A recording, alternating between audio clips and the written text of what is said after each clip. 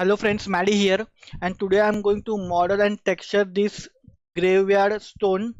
I don't know it is a graveyard stone or a coffin or a graveyard stone.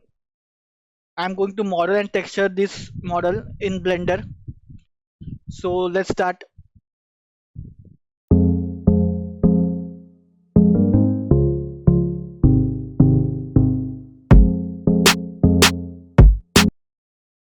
Hello friend, that's it. So this is our final render. So this was the reference I was using. This was the reference, and this is our model.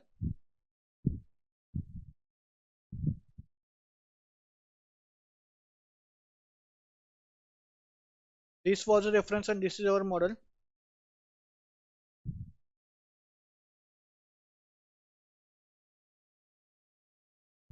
So I hope you guys like this video. Stay tuned to my channel for more 3D modeling videos like this and also some gameplay of some games which I have. So stay tuned to my channel and I will see you in my next video. Bye guys.